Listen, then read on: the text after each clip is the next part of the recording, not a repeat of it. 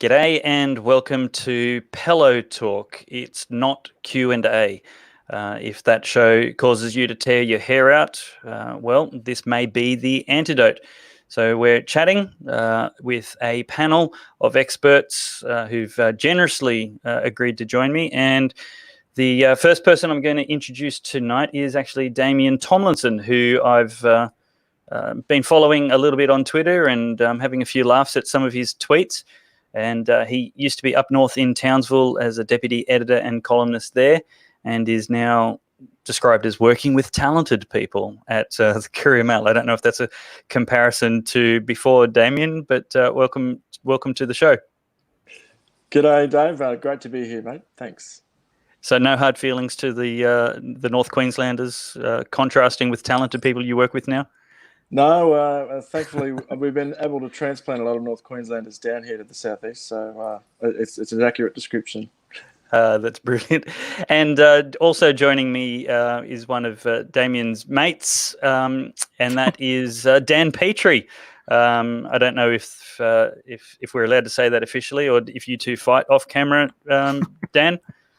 No. We don't fight. I'm a journalist by training. I was at Bloomberg for best part of a decade and spent a bit of time in the investment banking space as well. And just recently finished up at the Chamber of Commerce for here in Queensland. And wow. I do a bit of independent consulting and write for the Courier and contribute for Sky there. So we live in very interesting times. So a pleasure to be here, Dave, and look forward to chatting with Damien as always, and George, of course, tonight. And which of you two gentlemen has read Malcolm Turnbull's books? Anybody willing to admit? I've read excerpts of it. And how would he introduce George Christensen? With disdain. I think that's. I think, but like sadly, I mean, I did two panel discussions, one with Turnbull, one with Rudd.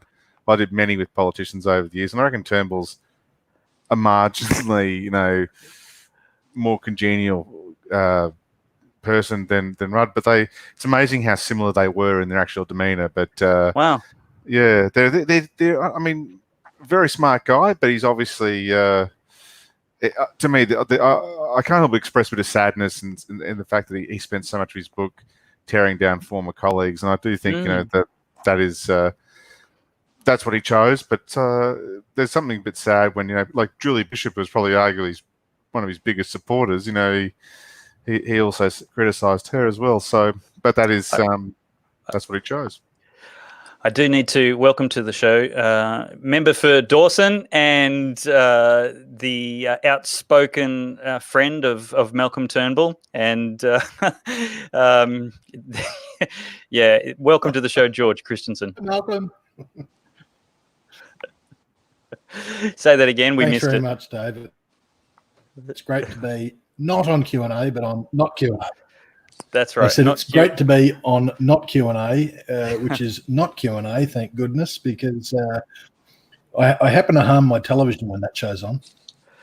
Yeah, I sent out a little tweet this afternoon that if you, or at some stage, was promoting this week's episode, I said if you normally find yourself throwing the remote at the telly on Monday night, turn on YouTube or Facebook on Tuesday night, and we'll see if we can provide some therapy for you. So what we're going to talk about tonight, Ari Oliver wants to know if that was a drink of some kind, George. That we caught you when we switched cameras to you. Yes, indeed. Was that from your Pellowe Talk? Sorry. We're going to have to make it mandatory that everybody drinks from their Pellowe Talk mug, which probably means I should have sent you to one. I guess I can reveal this one then. That's promoting North Queensland. Love it. Yep. That's two. Dan, have you got anything to cool you for the evening? No. I've got young children, and that's what's. I'll be drinking after that. No. I've had my cup of tea, and I'm ready to go.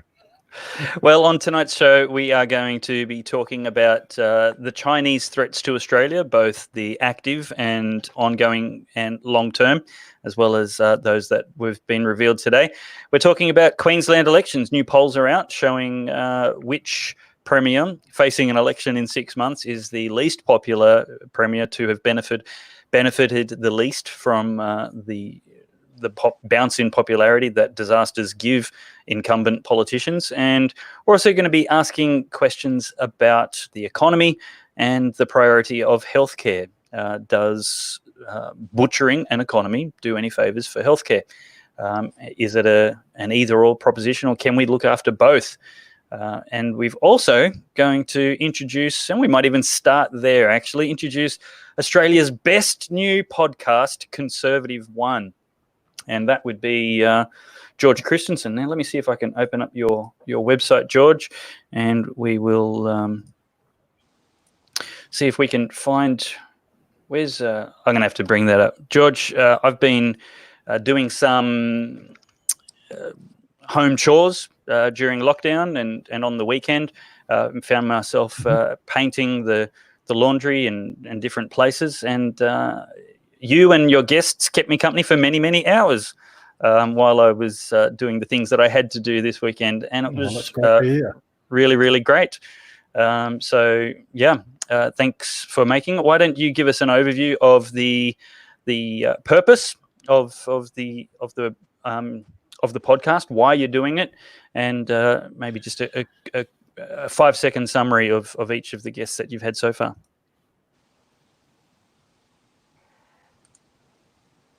Yeah, well, thanks, David. Obviously, there's a shameless promotion for it behind me here, which also covers up the messy room I've got.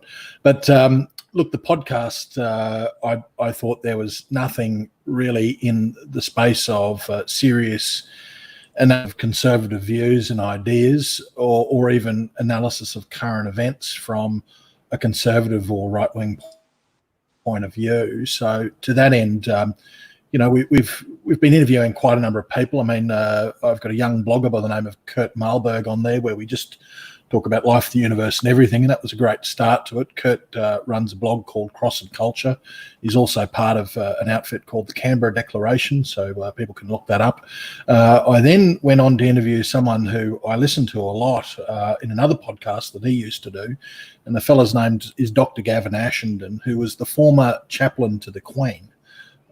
So that went into two parts. We meandered on for a while. He was really interesting. One of the guests is really, really interesting.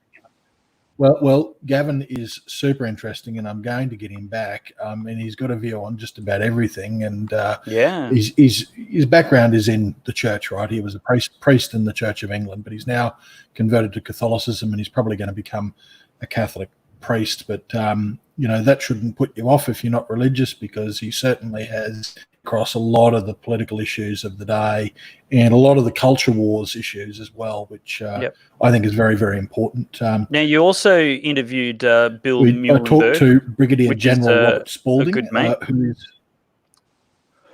Sorry, yes, George, right. There's a bit of a delay there. That's right. Bill Muehlenberg is... Bit of a delay. Okay. Well, I'll talk about Bill first, because talking about the Spalding last will let us segue. So Bill runs a blog called Culture Watch. Again, he's very good on the culture wars issues. But I also interviewed Brigadier General Robert Spalding, who is he was the former senior China advisor to the US Joint Chiefs of Staff and Pentagon. He was the defense attaché to the US Embassy in China. A lot of background with China, and he's recently written a book called Stealth Wars, which is a real eye-opening book when it comes to the threat, economic security-wise, that China actually poses to the rest of the world, particularly the Western world, and particularly countries like Australia. Well, that is one episode that I found really, really interesting for its not its evergreen. The others are good for their evergreen relevance, but this one was very interesting for its acute relevance in this age, where China and their exports have really turned the world that we know upside down.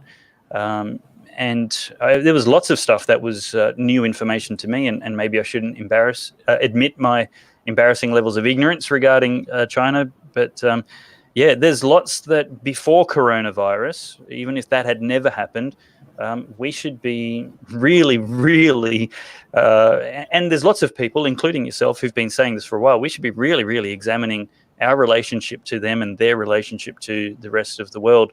And the coronavirus has really exposed a bit of our vulnerabilities by our over-dependence on them. What did Robert Spalding have to say about that particular vulnerability? Well, I mean, he happened to be in China at the same time as the SARS epidemic broke out, and he said it was like deja vu.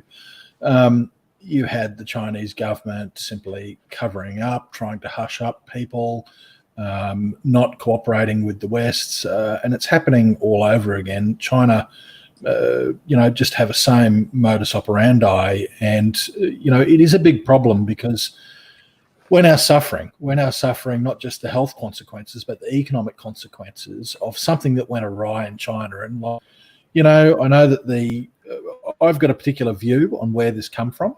I don't think the narrative that we're being told through the mainstream media and from China is the right one. In fact, China's actually telling its citizens that it come from the US. That's what they are telling them. And I know people in China who are saying exactly that. That's what we're being told. So they're being fed crap. And quite frankly, I think we're being fed crap too. The likelihood is that it did come out of a laboratory. And that's not to say there's some sinister sort of reason for it. Just the standards there in their labs are shocking. And, the US firmly believes that, actually. I mean, they're doing high-level investigations at the moment with that as the going theory. And it seems to be poo-pooed because, some scientists have said, well, this is a natural thing, not something created. But, they actually do natural cultivations of viruses in labs. So that's no argument to say that it didn't come from a laboratory. Now, the other point, and then I'll shut up and let other people speak, is that, if we're saying that it originated in a wet market or in a laboratory, wherever it come from, the fact is China locked down its internal borders. So they didn't let anyone out of Wuhan to go anywhere else in China because they knew that this was a big problem. But they let all these people travel to the four corners of the world and wreak this sort of carnage on, our health systems and our economies. And I quite frankly think that there is a lot to inquire into here. We are right as a nation to be saying there are questions that China needs to answer. And quite frankly, if they're found to have done something wrong and broke international health regulations, as I note, a major UK think tank is saying, and General Spalding actually said as well, we should ask for reparations. Absolutely. Dan, prior to this year, prior to coronavirus, what would you have said was the major concerns cautions, things to watch would be with our relationship, or even things to remedy, things that we were doing wrong prior to this year?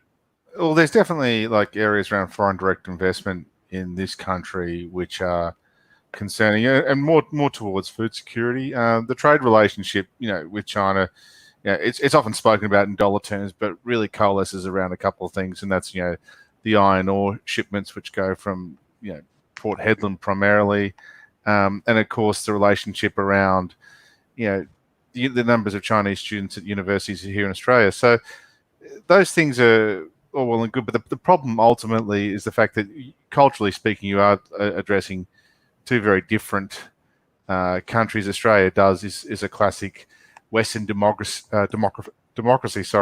in every sense of the word. Whereas the Chinese, have really, in a 40-year period, they've gone from 1979, a series of reforms, to one of the great wealth transformations in the modern era. But the problem they've had, though, is they haven't actually gone through the societal reforms which go with such rapid progress. And that's probably to their detriment. And of course, now, if anything, I suppose the thing I probably look at, having kind of spent a little bit of time there, is that they've had a PR crisis really in the last 12 months in terms of people are reassessing their dealings with China and their place in the world, how they're viewed by countries outside their borders, particularly in the West, is certainly taken a bit of a hammering, but it's certainly probably a net negative at the moment. And they're dealing with the other wild card in the US president that's prepared to call them out. So that's been, by labelling them a currency manipulator, but really it's around the economics. There are some very serious questions around some of their banks and their institutions there. So my view has always been that, particularly in the last 3-4 years, that the world economy has been running at a bit of a false narrative. And so when I say a false narrative, is that we haven't addressed some of the structural problems in the global economy. And so when you've got rates going to zero and you're printing money, then you've got problems, because effectively you're just kicking the can down the road. And so my view has always been that the global economy and China's effect on that, particularly in the last few years, is becoming somewhat more problematic. Damien, is Australia, I think it's something like a quarter of our exports go to China.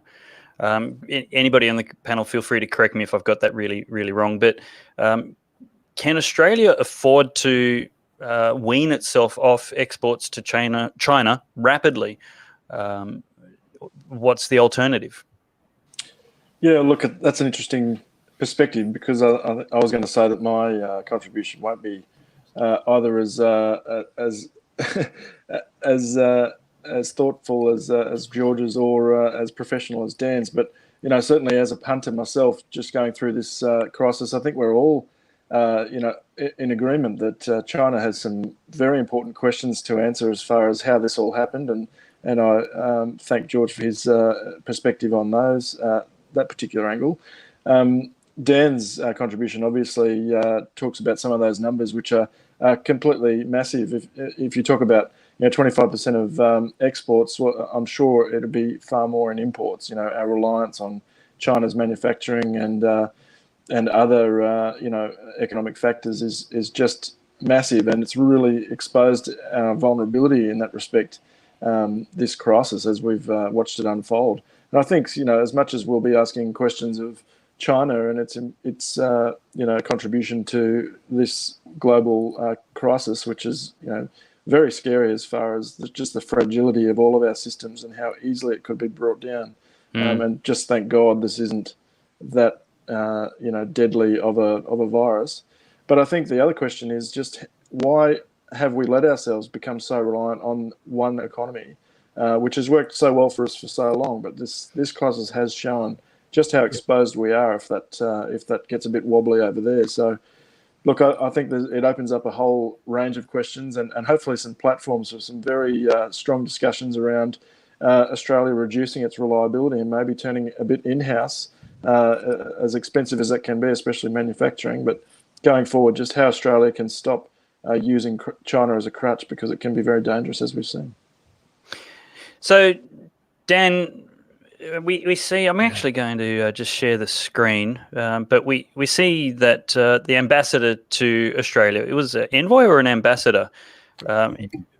This article saying envoy, but some Chinese bureaucrat here in our shores has essentially threatened us and said, if we try and find out where coronavirus came from, we could pay the price, in that, their people may suddenly decide not to come and study here and not to, buy Australian-made products. So for all those people who are trying to buy infant formula in the supermarkets, good news, your supplies are about to be secured and stabilized instead of finding empty shelves everywhere. So it's not all bad, but is this a hollow threat, or is this something we should take seriously?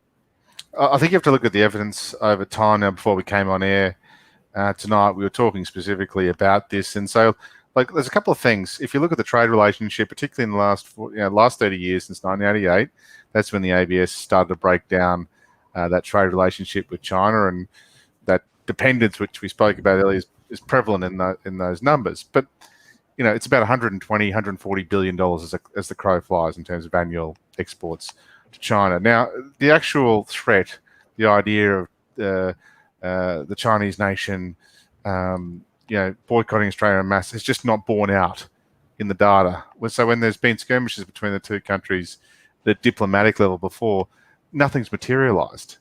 The Chinese state companies and the Chinese students and the Chinese people are moving to consumption now, and increasingly with consumption comes a demand for high quality produce, protein, food, vegetables, dairy, technology, ways of doing things. Now, having lived in Asia, I can tell you now one thing.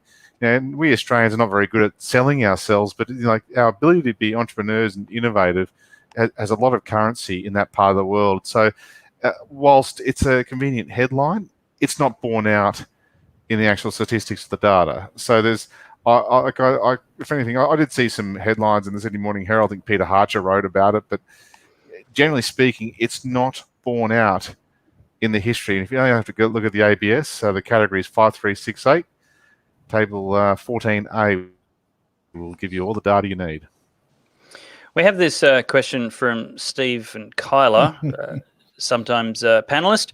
Does Australia need to develop a bloc with Indonesia, Singapore, Vietnam, Philippines, the Arab Emirates, Oman, Middle East, and maybe India in terms of defence and trade, etc.? Does anybody have any thoughts on that? George, I'll let you have first dibs at that before I go.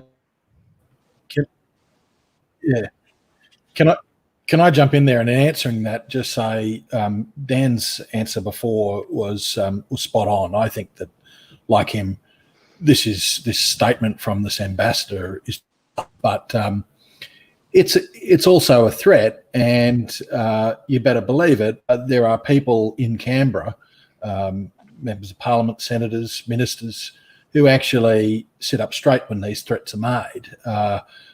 Because they wonder about the day that China comes good on a threat and actually economically penalises us. And so what Steve has said here is actually 100% right.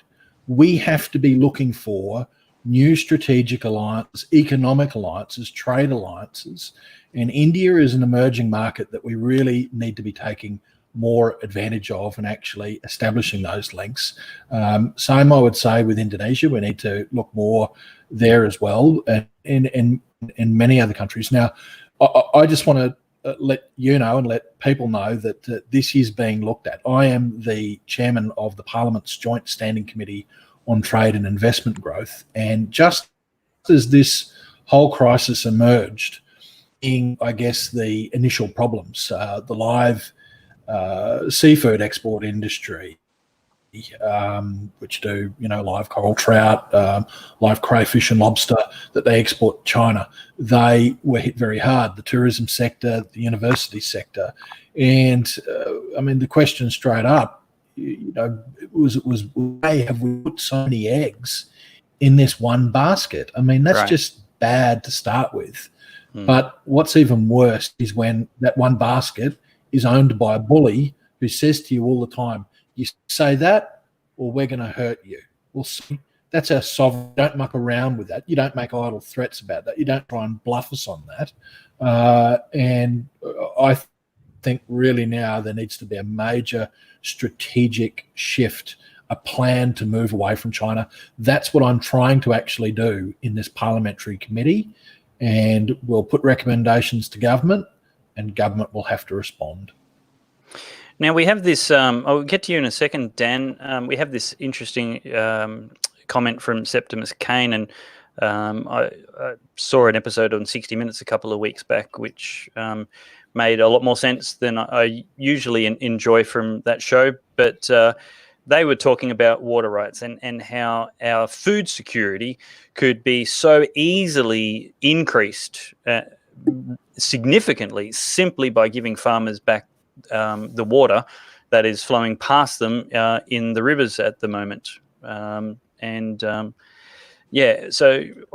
adding that into the comments you've just heard, what are your thoughts? Well, water security and water infrastructure. Like we're up here in Queensland, and one of the big infrastructure proposal by the legendary Celia Hilsch has been around the idea of having a revised Bradfield style scheme, but and increasing water flows. But generally speaking, agriculture exports to the rest of the world from Australia are top $4 billion a month.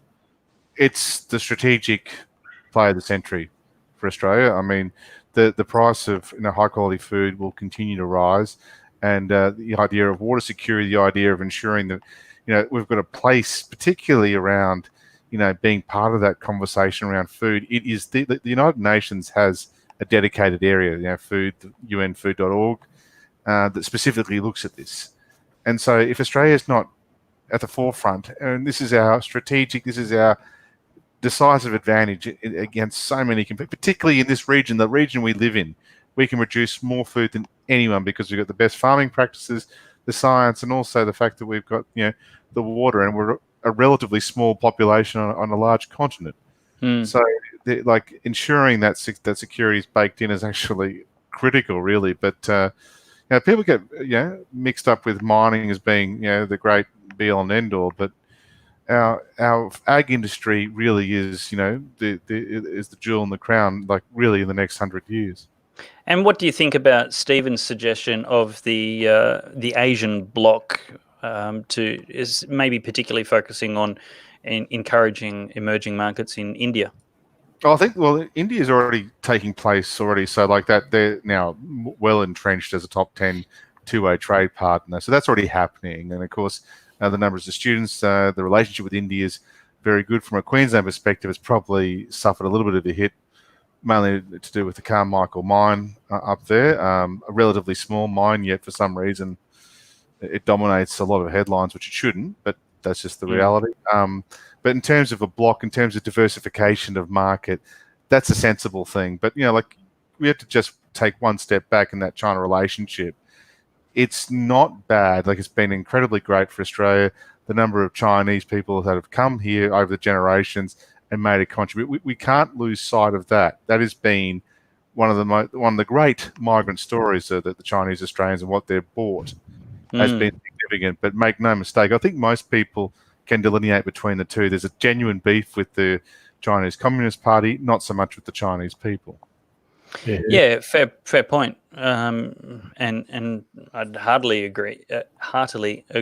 It's the Communist Party of China that is the problem. It's their predatory practices, and the nature of a communist regime like that is the people don't get any say at all in it. The biggest they're completely absolved of guilt in China's. The biggest victims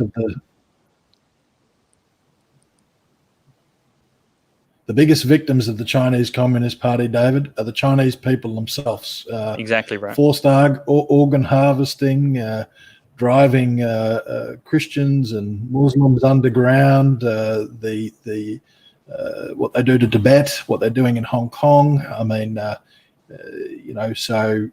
we've got to reject racism and racist attacks on Chinese people, and remember that when we're talking about the Chinese Communist Party, as I said, the biggest victims are the Chinese people themselves. Yep. Tanya Gibbons has put a comment in on Facebook. I won't put it on the screen because there's just some needlessly insulting stuff in there, but she asks a pointed question at the beginning, which is, George, what has your government been doing whilst in government? Can you please let us know what's been sold? Dairy farmers, baby formula companies, etc. What are the answers? Well, Tanya's a hardcore Labor Party member in Mackay who often loves to come on and flame me whenever she can. So, g'day, Tanya. A bit of context, well, that explains the rudeness. We have now taken measures.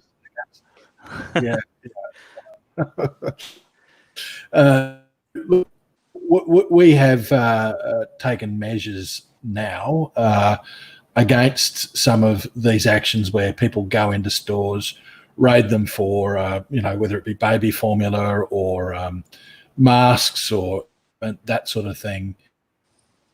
I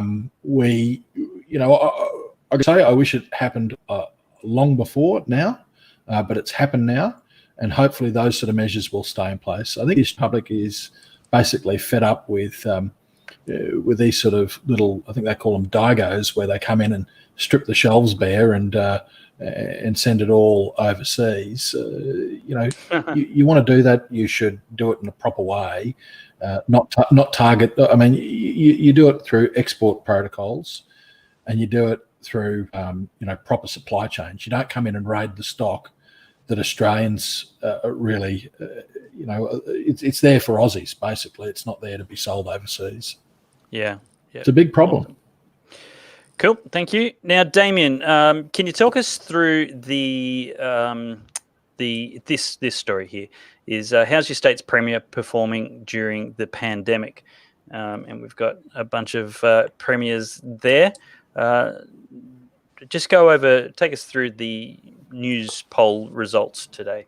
So basically, the Australian this morning published some results of a special news poll conducted about the Premier's performances during this coronavirus pandemic. And, predictably, as it always happens in times of crisis, leaders, do get a popularity bump, whether it's just through airtime, as some of ScoMo's critics might say, or whether it's just people who, just flock back to the middle ground and just want leadership through the muck. So, but as we saw in this news poll, a shocking result here in Queensland, where Anastasia Palaszczuk has finished with the lowest result out of all of those premiers, and what did it come up with? I think it was 55 or something, which was quite low compared to the others. Mark McGowan in WA is absolutely streaking away. Yeah. But look, it's interesting to see, times of crisis are, premiers, especially in Queensland, have a special Dryzerbone and a special pair of gumboots ready to go at a moment's notice. As soon as there's a fire or a flood, they're on the first plane. In they go, and it's just 24/7. Out come the hearing impaired sign language people, and it's rolling coverage, and they just love it, and they know that they get a boost out of these things. But it's very interesting to see that the Queensland Labor government's response to the coronavirus, which critics will say has been a little bit flat-footed in some areas, a bit reactive in others, knee-jerk, and possibly a little bit beholden to its union masters. There's possibly some fair criticism, and it's showing there in the result, which is a very, very poor result for Anastasia Palaszczuk. Now, we are 6 months away from an election in Queensland, and Parliament is closed. Parliament is not scrutinising the actions of the government in the way Parliament was designed to, in a time when the actions the Parliament are taking are much larger than average business. Oh, little side note for the panel: the word "unprecedented" is strictly banned in this episode. But just so we try and say something original tonight. But so we saw in I think it was 2012 or 2011 when Anna Bligh was doing absolutely terribly in her polling against John Paul Langbroek, that when the floods came along in was it 2012, then there was a massive boost to her popularity.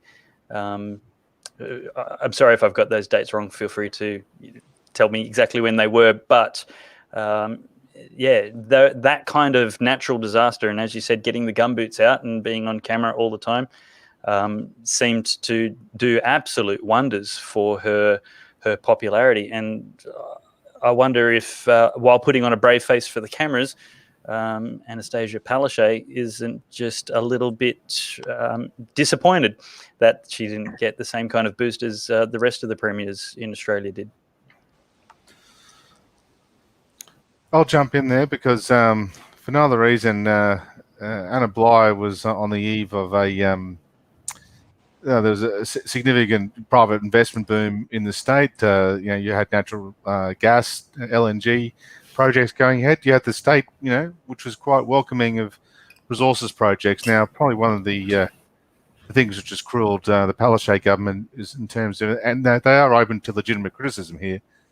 Queensland's got a big debt pile. In terms of the state of the states going into the COVID crisis, it's been one of the worst performing states, and that's on a jobless rate measure. That's on, if you look at the economic indicators around it, the state has been a poor performer. They've ratcheted up levies as opposed to really cutting their cloth. They've been adding, a lot of public sector workers, and of course, there's not much left in terms of being able to stimulate the economy, let's say next to New South Wales, and indeed Victoria, a Labor government down there, which recycled assets. Queensland didn't recycle those electricity assets, which Campbell Newman quite rightly put forward for election as a mandate. Really shouldn't have, just should have gone on and done them, really, because the bottom line is that the state's really, its fiscal position is not strong, and that's really been, I think arguably that's played into this poll result for the Pellowe government. I mean, she's got a deputy, which is, rightly or wrongly, she is seen as causing a lot of damage, a lot of own self-inflicted wounds. But you can't have, for example, a position which is being confused on resources projects and agriculture. Queensland, at its very core, is a mining and agriculture state. This state does not have a financial services profile, even a tech profile like Sydney or Melbourne. Just doesn't have the huge mega businesses which those states have, and therefore they can raise more revenue because they basically draw more money in. If Queensland's projects aren't firing, then the state simply goes backwards, and that has just been the way it's always been, really, since back to the Second World War. So that's the bottom line. Damien, is it right that the People's Parliament should be shut down during a crisis? I mean, Kmart is open. Their workers have figured out how to maintain safe working distances and not transmit the virus. We had 9 new cases across the nation. I mean, this is well and truly not a crisis anymore. If Kmart can do their job, why can't the Parliament? Look, it's a fair point, and I was just saying to the barber today, it becomes an economic nightmare. The longer the numbers stay low, people start tapping their foot and saying, "Well, when are we going to get this thing going again?" Because I don't think people realise just the massive economic drain that having a shutdown economy will have, lasting well off over the horizon into the future. I think all stops need to be pulled out immediately to get things going again. And Parliament's a great example. You could say that it's a great endorsement of the view that Parliament is a waste of time altogether. But I think it's important, especially that when you see that today was meant to be budget day, state budget day here in Queensland, I believe, and we are in no position to present the financial figures for Queensland, and that may be understandable on some levels, but in an election year, I think now that we're just going to kick the can down the road and present some figures which will be, shocking when they hit, and I imagine they'll happen sometime before the election, and we'll just see how much damage has been wrought. George, what's your take on this? I'm critical. I think it's a travesty of democracy that Parliament is not scrutinising, and the opposition is not fully functioning at these times of forbidden word political disasters, decisions. Freudian slip. Well, 3 points. 3 points to talk about what's been talked about in the last few minutes. But firstly, Parliament can sit again. They shouldn't have no Parliament until the election. The federal Parliament has met. We've been able to adopt the right processes with reduced numbers and all the right social distancing and all the rest of it to meet. We're going to be meeting again next month. So, and my understanding is that all members of Parliament can attend that. They're going to have the appropriate social distancing measures in place. There might be reduced people that go in for divisions, but this can happen. So it's bunkum that they need to cancel Parliament. Can I add, though, that I don't want to be a critic of the state government during a coronavirus pandemic, so I don't really want to reflect on what's in the polls. I'll say that two things that I really would have faulted the state government on, and they quickly correct those things, and that was confusion about who was able to fish or not. And them's fighting words up in North Queensland if you're going to ban fishing. So we got that sorted out. The other thing that I really would have preferred to have seen is regional lockdowns where we could have described it, closed the borders of North Queensland. I mean, we didn't need to do that. Maybe we still don't need to do that. But the fact remains that most of the cases that have been in Queensland have been in the southeast corner, and we probably could have saved a few headaches had we managed that a little bit better up in North Queensland. But having said all of that, I don't want to criticise the state and their handling of it. In the main, it's been good. What I want to criticise them on is the same things that Dan said. I mean, the just complete muddle-headed, sort of illogical, incomprehensible policies in relation to mining and agriculture up my part of the world. This is bread and butter for most people. I mean, and we still have no idea, whether the state government supports the mining sector or doesn't. It depends what name of the mine there is. And, when it comes to agricultural industries, we talk about, the need, as Dan outlined before, to grow and grow and grow. We've got a world demand that needs to be filled, and we have a big opportunity. At the same time, we've got a whole raft of what I liken as extreme green policies that put a dampener on the expansion of agriculture. In fact, they're constricting it in most cases. So, there is a muddle-headed approach to mining and agriculture by this state government, and I think that is fair game for attack. Speaking of where the policies for North Queensland are made, it seems that there's a battle on for West End. And of course, all the residents of West End are the most qualified people to determine what effective crocodile population management policy should be. Oh, yes. Is a hint there at a deep vein of resentment in North Queensland that I was really unaware of until I was invited to North Queensland last year to speak to a forum which was discussing the question on whether or not North Queensland and Central Queensland should actually separate from the rest of Queensland. And it was an interesting question I'd never thought of before they approached me. And as I was up there, I have to admit, one of the things I'd never seen, although I have seen a fair bit of Australia, I haven't seen North Queensland. I've never seen a bridge across a road, a road bridge, where there's warnings about getting out of your cars in case you see some crocodiles also sharing the side of the road with you. So that was something that was quite novel to me, which speaks to the fact that I don't think the average person in West End who is a Greens voter has any clue at all about what is good, sensible, economically sustainable and humanly responsible policy for much of what goes on thousands of kilometres away from southeast Queensland. And that is all to say, Jackie Trad can I jump she's in going to there? be having the battle for her life in South Brisbane. Go ahead, George. Yeah, can I jump in? I mean, that all bodes very badly for us when you're going to have the extreme left of the Labor Party and the extreme Greens fighting over what sort of policies, that are to dictate our lives up here. North Queenslanders don't think much about separation either until governments come about. I mean, we accept the fact, right, that we don't get our fair share. We accept the fact majority of the population is down there. Government's going to pander to them by building dog parks and footbridges and goodness knows what, while the roads are crumbling and deteriorating up here and we've got a substandard Bruce Highway. But what we really can't stand is when strictures are put around how we earn our crust.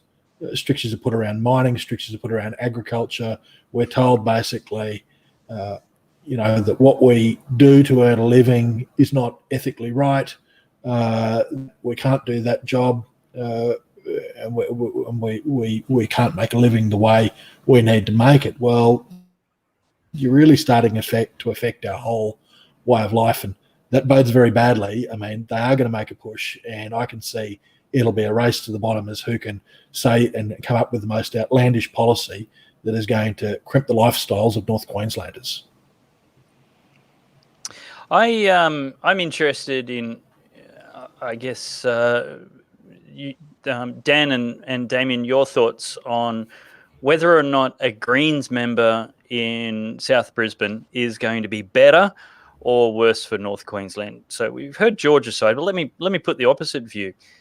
While the Labor Party is fighting to retain that seat, they're in a position where they're risking losing it if they don't pander to the Greens.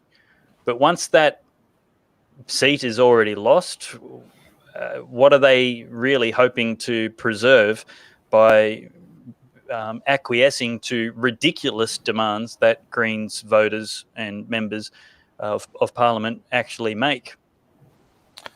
Damien, do you want to take this first one, and I'll come in with over the top? No worries. Look, I think a Greens member for South Brisbane in a few different ways is a much better outcome for North Queensland, and it may not be what you expect me to say, but I think a Greens member, as nutty as they are, I think they are crazy. I think a Greens member saying what she thinks, being a bit more predictable, is far better than a Labor Deputy Premier pretending to represent the rights and interests of North Queensland, while at the same time absolutely destroying and eroding the base plate that we're all basing everything that we do on. So, look, I think in many ways it's a foregone conclusion. Jackie Trad has repeatedly stated that she will not be parachuted out of South Brisbane and into another seat. Yeah, good. Which I find very hard to believe. I think there'll be some way. The spin doctors will be hard at work trying to work out how to do this. But there will be some manoeuvre where she ends up probably in Toohey by the sound of it. But Amy McMahon, in where did you say? Toohey, I think, is the tip. But we'll see what transpires there. I think I think a lot is yet to play out. But as it stands, how would that go down with the electorate? I mean, surely that's just far too cynical a move for them to actually have a crack at. Surely. Look, stranger things have happened, unfortunately. It's true. My experience of it is that you never know what to expect, and you should just expect the unexpected. So, has Jackie Trad not done her dash in her party for them to throw her that lifeline? I don't know. It's always been about factional power and the cabinet strength of her faction. So, look, I don't know how that's changed, and certainly Pellowe has been throwing her weight around a lot more based on since about May 19, the morning of May 19 last year. But we'll see what happens. But yeah, as far as South Brisbane goes, I think it's foregone, and North Queensland knows what to expect, at least from a Greens, a crusading crazy greenie. Dan, do you think that there's going to be a less leverage that the Greens and their interesting thinking supporters have, less influence they wield over the Labor government if there's a Greens member, or more? Well, two things. I think the Labor Party have to put up a very strong show in West End, irrespective of the Treasurer's missteps. But at the end of the day, she is the one who has to make very tough decisions, and that particularly whether they're of her own personal view or not. But the Greens are ideologically nuts, and if they were to prevail, they probably will prevail in South Brisbane. That would be disastrous for Labor's regional standing. Now, there's no getting away from this. George spoke about it, Damien spoke about it, but if you're in regional Queensland, you look at what you provide. You tip in via the form of royalties to the tune of $5.5 billion of revenue to the state every year of Queensland. Now, to put that in context, that's 10% of the state's revenues, paid for by regional Queensland. That's before they spend a cent in GST. That's before they contribute anything in payroll tax. Before they contribute a thing. And the question then begs, do they get a fair deal? The answer is no. And this comes from somebody who, I'm born and bred in Brisbane. But the fact is, without mining and agriculture, without, like we spoke about China before and Asia and all that, with mining and agriculture pays for the standard of living we enjoy. You have a political party that wants to tear that down. They want to tear down mining, they want to tear down agriculture. Now, at the end of the day, if we don't have it, how do you fund the standard of living we've got? You just can't.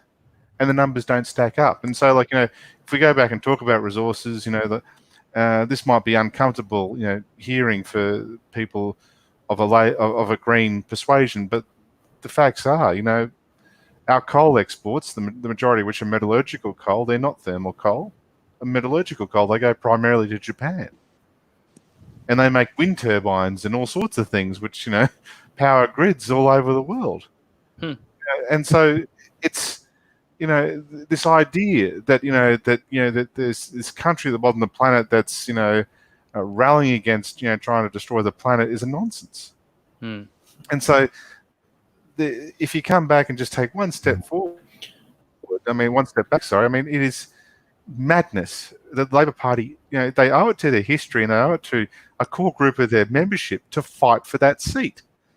And I really hope they do, because the Greens can offer wonderful, policy positions free from responsibility. And I think that's the thing which detracts from that party by and large. So that's a view, but I think that's electorally they just cannot come up with anything which is relatively sensible that can actually draw people in beyond their rusted-on supporters. A senior Labor, the Australian's reporting that a senior Labor. I think Labor after that contribution, David. Sorry, George, I'll wait. After that contribution, David, Tomlo and I are going to sign off on Dan's honorary North Queensland citizenship after that contribution. Bridging visa. Well, George, this one is probably something I want you to weigh in on first, acknowledging that you're not a member representing the state LNP, but a senior Labor source has been reported by the Australian. I don't know why they wouldn't be named, but as saying that the LNP is going to have to explain to its regional supporters and voters why they're preferencing the Greens above Jackie Trad, given the terrible Greens policies for the rest of Queensland.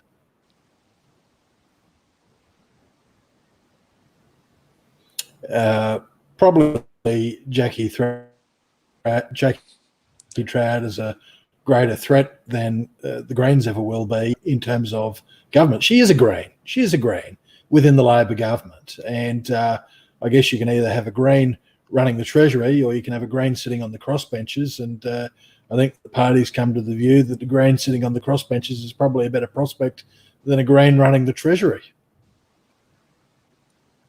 Fair point. Is that what's behind the thinking, Damien? Look, I think that is fair to say. I don't know, anyone with a brain who experienced the last couple of terms of state government wouldn't need to have an explanation of why the LNP is doing everything it can to ensure that Jackie Trad's removed in South Brisbane, especially the debacle around the mining royalties and especially the treatment and the delay and circus around the approval of the Carmichael mine, up to and including the debacle of the Bob Brown convoy last year, and the disastrous federal election result. Look, I think people may just need an explainer, why this is happening. But the simple fact is, last time the LNP didn't preference the Greens above Labor, and that secured the seat for Labor. This time they've decided that, as George quite rightly said, it's a far more reasonable proposition to have an actual Green wearing the badge, sitting on the crossbench doing really very little as far as political power goes, compared to having one who's as good a green as you can get while wearing a Labor shirt running the Treasury. So a really good point. Any final thoughts on the Greens' bid for power in South Brisbane and elsewhere, gents? I personally think they'll struggle. I think. But someone asked a question just before. Go, George. Sorry. You go, Dan. Oh, so okay. So just coming back to you. Yeah, coming back to whether how they'll perform. I mean, put it this way, there is definitely a train coming in parts of Brisbane for the Australian Labor Party. It's partly because they've unexpectedly they regained the Treasury benches after 2015. In a way, they're out of cycle, but generally speaking, you have to look at really where the state's economic performance going into this crisis is very fresh in the minds of many people. And also, we've also come from drought. We've also come from the situation where the economy is not firing. And the Greens are not a party that bites the bullet and makes tough decisions, particularly around asset recycling. And that's really what's going to confront the opposition. That they have to talk now from here on in about the economy and hang that around their opponents' necks, because it has not been good no matter what side of the political spectrum you come from. Yep. Okay. George, you wanted to flick back to a earlier comment from David, someone. Which one was that? A bit earlier. I'm sorry, I've got a bit of a delay here, so it's causing some issues. But there was a question earlier from Terry, which really bought into this question. Terry is talking about the economic distress from the time-wasting regulation changes for farmers in to do with the reef, and this is something. This is case in point, driven by the trad faction. Something that affected both graziers, horticulturalists, fruit and veggie farmers, that is, cane farmers, all up and down the coast of North Queensland, even down to Bundaberg. And the restrictions that they have brought in are so onerous that there are farmers, seriously, that are talking about leaving the land. And I know one that has in the electorate has sold up, gone. So the end result of policies like that, and this is why it needs to stop. And again, with trad out of the government, perhaps it lances the boil for the Labor Party, and they don't have to pander to that sort of green ideology in the future. Yeah. Well, here's a generous comment from Di Hatfield. Really enjoying this discussion. So refreshing to hear the basics discussed honestly and openly without glaring political bias. Well, I am biased, and probably what I'd give myself credit for is being honest about it. But that's why this is not Q&A.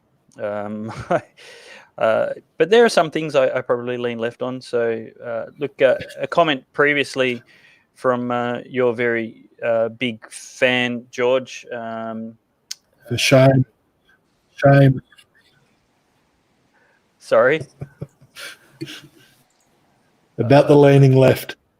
I said for shame, for leaning left. Oh, for shame. Well, I don't even want to admit to them publicly, but you'll have to discover them through interrogation, etc. But somebody was, anyway, that person who was rude about you before was complaining in comments that they're allowed their opinion.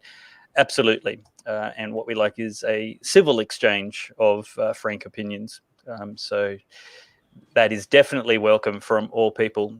Gentlemen, thank you so much for your time. I want to formally wrap this up here, but if we go into a little bit of overtime, that's not the end of the world. If there's any suggestions from viewers watching right now that you would like us to head into in a few minutes of overtime, let us know quickly, and we'll give that a thought. But other than that, thank you so much. You can catch these guys on social media. George finds Twitter a bit of a cesspool, which is what probably makes it interesting. But Damien Tomlinson and Dan Petrie and myself are there. And you can find George on Facebook, where he will be able to have a good conversation with you. You'll be able to catch his comments anyway. I'm sure we're working him far too hard for him to spend lots of time sitting there. But yeah, any final thoughts to wrap up the hour? Dan, from you. We need to get out of this lockdown as soon as possible. But otherwise, the longer it takes, the more difficult it will be to get people back working again. And we're one of the few countries which can do it. Yeah, I agree, and let's actually make that probably our overtime discussion. How do we get out of it, and what's the economic cost going to be? Damien, final thoughts for you? Yeah, well, I'd just like to say thanks very much for putting this on, Dave. I think it's I think for a lot of people who might view this live or later, you know, this is how real people think. Social media is a very biased and slanted place, and dangerous for people with common sense, unfortunately. So it's really good, even though we haven't, you know, covered a lot of territory. We've drilled into a couple of topics really well, and I think some of it will be very enlightening for some, and hopefully everybody learns something, because you know, it's important that discussions like this happen, and you know, we should never be afraid of an opinion. Awesome, and George, we'll wait for you to get the lag, but what's your wrap-up thought? Thanks very much. Well, I want to thank you and Dan and Tomlo for a great discussion, and thank all the viewers. The final thoughts that I'd leave you with is, you know, I agree we don't need to bring the lockdown to an end. That's happening, and I hope that the Prime Minister continues on with that, regardless of what premiers might push back on. That's all I'll say about that. Apart from that, we also need to insist that there be this inquiry into China, and at the same time, because of these bully boy threats that are being made, we need to re-examine our economic relationship. It's unhealthy, and I think that China poses a big economic and national security threat for Australia in the future. Yep, indeed. Thank you, gentlemen. And just to wrap up the promotion, where you can find more details from me at Dave Pellowe on all the social media channels, as well as my website, davepellowe.com, where you can get newsletters that are sometimes sent once a week and sometimes sent once a season, as in weather. But that would be great to hear from you, share thoughts there. There's articles, past videos, lots of them on evergreen topics as well. Now, we had a good question from Michael Chikos. I hope I've pronounced that right. Well, the first one was entertaining. We've just had a taste of what a Greens government would look like. House arrest, food restrictions, police state protests, banned money print. And that was from a Conservative government. However, his question is, okay, gents, how do we pay back $1 trillion? Is that how much we've added to our national debt, Dan? No, it'll probably be, well, Australia's net debt's actually relatively quite low when you take everything out, but the gross one, which people tend to look at, is the 500 billion from the AOFM, Australian Office of Financial Management. The current bond, like the estimates I saw from Treasury, was it would rise to 650. That's really the government carrying the can for the second quarter GDP. How do you pay back $1 trillion? Well, you'll never pay back debt down to zero, but I think, you know, like the goal really is to keep your net debt between 20% of overall GDP. So we're looking at a price tag, give or take, of 300 billion. How do you pay it back? You have to broaden your tax base, raise the GST, simplify it. You know, basically lower the corporate tax rate, so you're actually spreading it more across the economy, and that's simply it. And people need to, the size of government at some point will have to reduce. Anyone with a commercial background will know that, but that's just the simple facts. I'm liking what I'm hearing from you. I haven't interrogated your economic philosophies before. One of my favorite interviews in the first year of Pellowe Talk was with George Christensen and debating economic philosophy, and I was very happy to take a contrary position to him. Or then we agree on just about everything socially. We've got some differences economically. He was, to make it very short, he was a big advocate for minimum wages, and I was not. But that aside, I like hearing your thoughts about lowering corporate tax rates and also lowering the size of the public sector. Do you want to explain why those two things are going to be necessary in, let's say, the 3-minute version? Me or George? You, Dan. Just they were your statements. Reducing corporate tax rate is something. Look, I was explaining this to a conservative recently. I was saying there's a thing that I've read in my economic reading called the Laffer curve, and that's something I just think makes so much sense. But this conservative who is actually an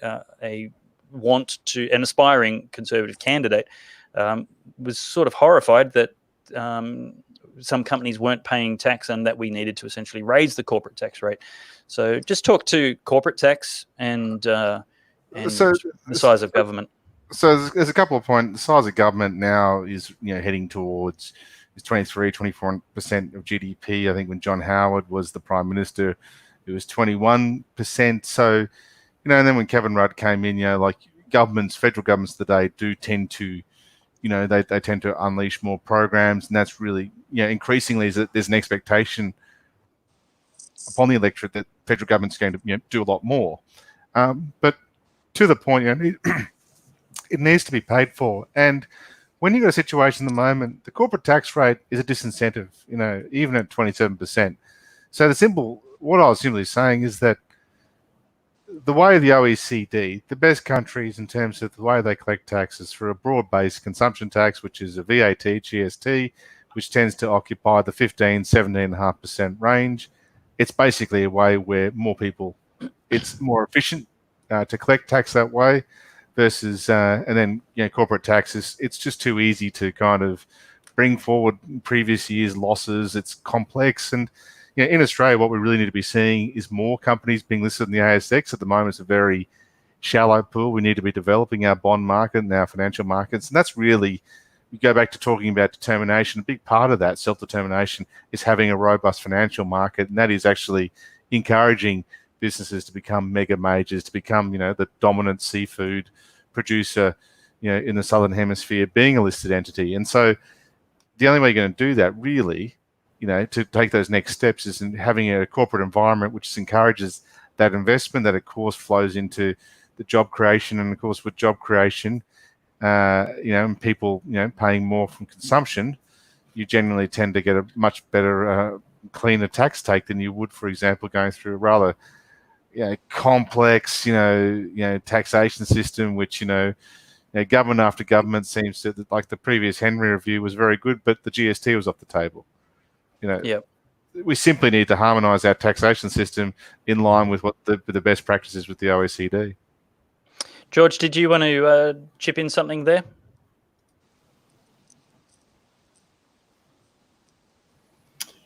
Well, I'll be a chicken and leave the GST alone.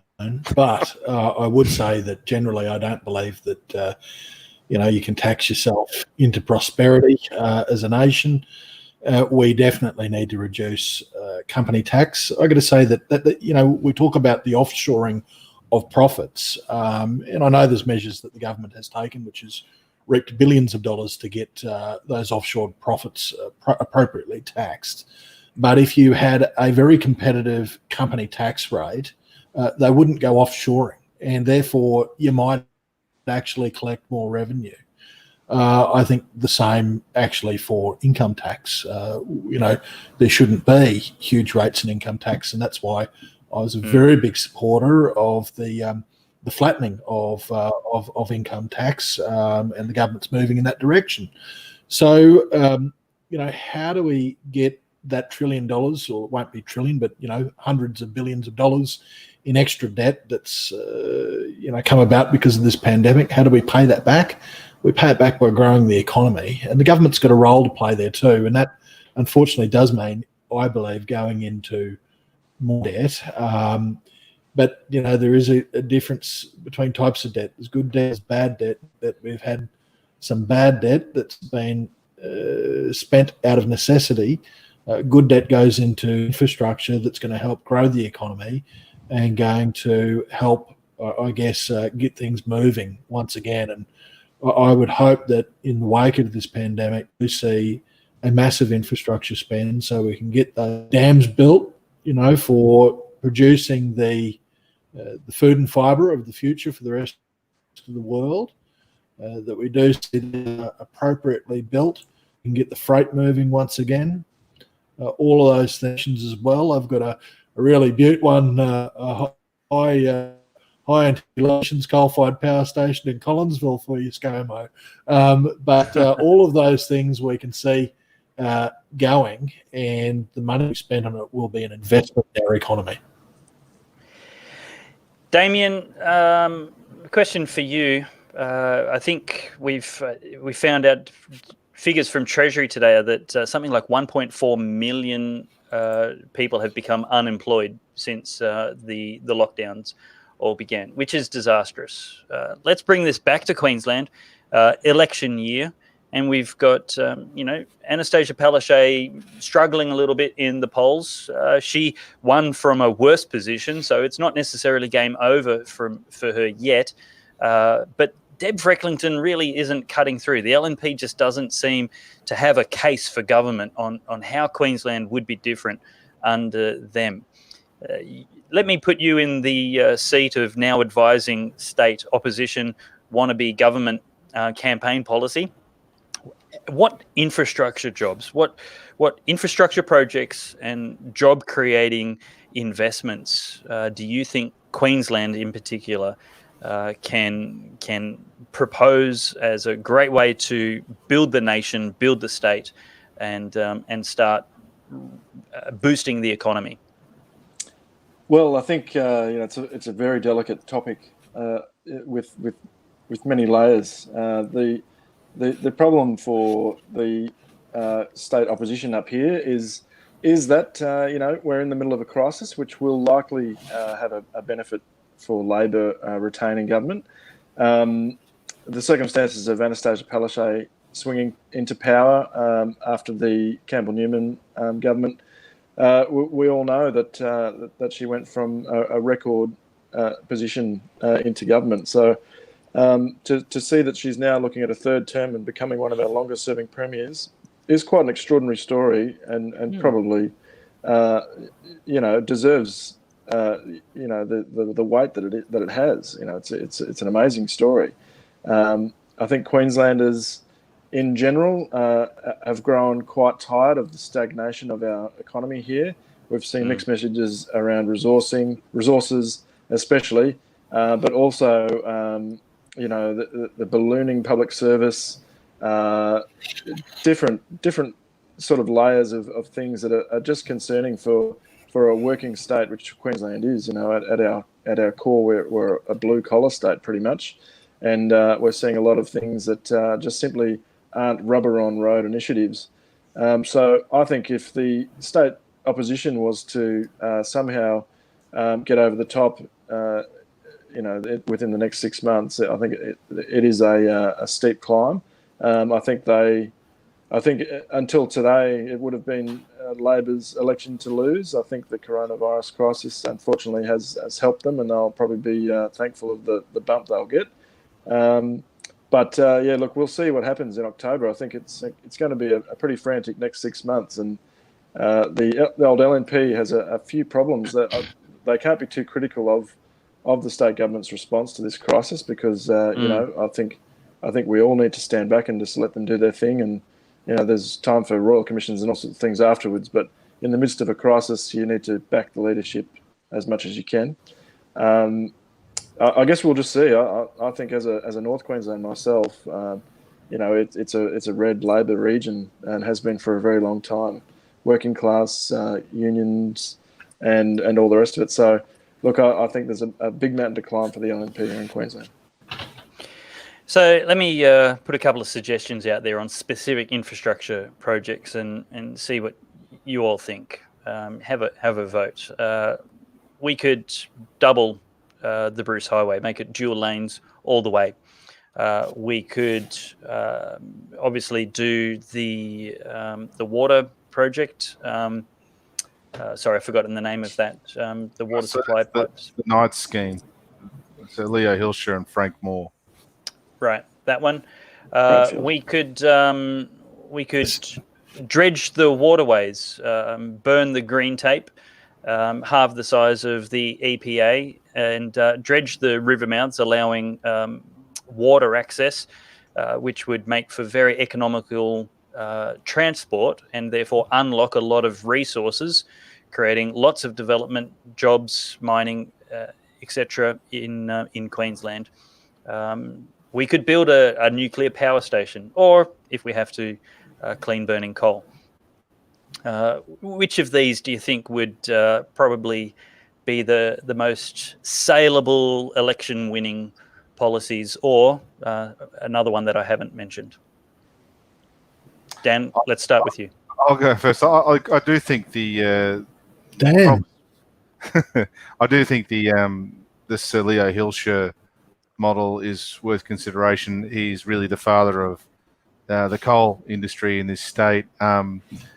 We've only come off, and we're still in it in large parts of this state, a drought, and we need to address our water infrastructure, not in 10 years' time, not in 15 years' time. Yeah.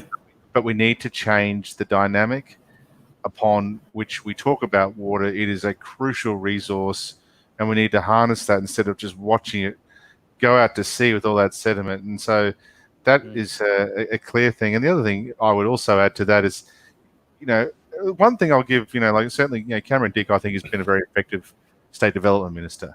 And so why don't we build on the wins in industry policy? If you're going to have this huge, big ticket project, we need to ensure that, that work that's been done in state development, and that's a tick to the government, that continues. And so that's really where it should be at. And we talk about the opposition. If you're not talking about the economy, you're complaining. You need to talk about the economy, because Bill Clinton quite rightly put it, it's the economy stupid, and that's really where it's won and lost. Yep. George.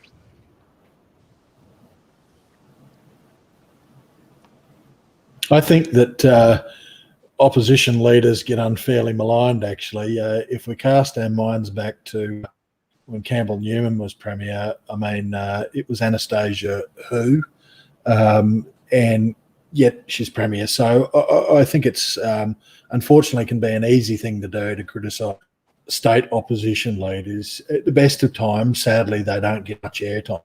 And during a coronavirus pandemic, sure, Deb Frecklington isn't getting much airtime, but yet. And the elections can make or break governments. They can make or break decisions. I think that we have seen decent policies from Deb Frecklington's team. We've seen the new Bradfield scheme put out there. Obviously, there's a lot of detail to go into that, but it is a sign of a pro-dams government, and I think that that's what people are looking for. One of your listeners here, Gordon, has mentioned something. He said, "Save the Paradise Dam in Bundaberg." Now, we've got a state government in power that is actually talking about destroying a dam, demolishing a dam, when really the state is crying out for dams to be built. What's the rationale for doing that? I'm not even familiar with that news, sadly. Well, look, it's quite involved. I understand there's some safety concerns, but they can fix it rather than demolishing it. there's more dam projects that could go ahead. I mean, raising the Burdekin Dam, to me, is a no-brainer. That's been on the drawing board for a long time. We've got the Hells Gates Dam or irrigation area that could be built up in Townsville. Federal government's funded all the pre-construction work on that. Urana Dam around my part of the world, again, we're funding the pre-construction work on that. Federal government, when there's state responsibility, we've got the federal government in there paying for this done. And all the while, it's just simply been roadblocks in the way from the state government. I could tell you some horror stories that I'm actually, unfortunately, sworn to secrecy on of some of these dams. But I can tell you without a doubt, the state government have just simply been a roadblock. So I think that if we can fight an election, sins on the front or on a winner. And can I add one extra thing, David? Yes, again, I agree with all that's been said by Tom Lowe about not throwing mud, I guess, at the Premier over the pandemic and their response. And I don't think there's much to criticise, to be quite frank. But woe betide any leader that seeks to stand the conditions that we're currently suffering for political reasons. The election is not going to be until October. There ain't no way we're going to be bunkered down in our homes, not going to a pub until bloody October, I can tell you. It just will not be on. And, again, woe betide anyone that tries to eke political advantage by extending circumstances to the next state election. Sure. Damien, did you want to add anything to that before I radically change the topic one last time? Well, my only comment on, rather than, apart from furious agreement with the other two learned chaps about the dams situation and the desperate need for that to become a huge priority, both state and national, both state and federally, we need to really swing behind this, especially even if we catch it as a response to the coronavirus pandemic and converting Queensland into the Southern Hemisphere's food bowl as a strategic way to reduce our reliance on China. Even, in the absence of any realistic attempt to revive the manufacturing sector, I think water security as a platform to build our food security is by far away the best way to go. My only concern, and the other guys will know this as well, is that unfortunately you can't sell dams in many parts of the state as an election-winning strategy. It is just unfortunately fact that down here in Brisbane, if you tell someone that you should vote for me because I'm going to build a dam in Charters Towers or somewhere up in Whoop Whoop that they've never heard of, it just doesn't fly. And we're talking about projects that generally span. Like if you want to put a shovel in the ground today and start building a dam, it'll be after two more elections before it's open. So they lose that ribbon cutting aspect, which is so important to politicians, as we know. And so there's just got to be a way to put. It's got to be sexier than simple water security, and I think that's why this pandemic, if anything, gives us an opportunity to do that. Yep. Jump in, George. One of the ways you could win the city folk is simply announcing that you're going to wean the Treasury off of the dividends that come out of Ergon energy companies. They have Ergon in Brisbane, or is it Ergon and there's another one, isn't there? Energex or something like that. Yep. Anyway, you could essentially just about halve the cost of power to the people who are consumers of the state government's power company by just getting rid of the dividend. I think it's something like 43% recently pointed out to me, and that is a tax. If we end the electricity tax, we have cheaper power. Hey, everyone in Brisbane, everyone on the Gold Coast, everyone in Toowoomba, everyone throughout regional Queensland, the whole of the state is going to support that. Yep. No, it always confused me when election debates were about electricity assets, and the argument from the left was we don't want privatization to lead to the owner making profits from the electricity grid. I'm like, what do you think happens now? Like they're still charging us, and they're making a huge profit out of it. But look, the final question I've got, and it is a total change of topic, and it's something I heard on the Conservative One podcast, which I can thoroughly recommend to everybody. It's a great way to help you get jobs done around the house. You're guaranteed to be entertained for at least 2 hours based on the conversations that are already there. But this question was, what is the prospect of telling China, many of the nations that China has been trying to buy in our region, what is the prospect of asking them for reparations, which they will, of course, go, what? We didn't do anything wrong, and refuse point blank.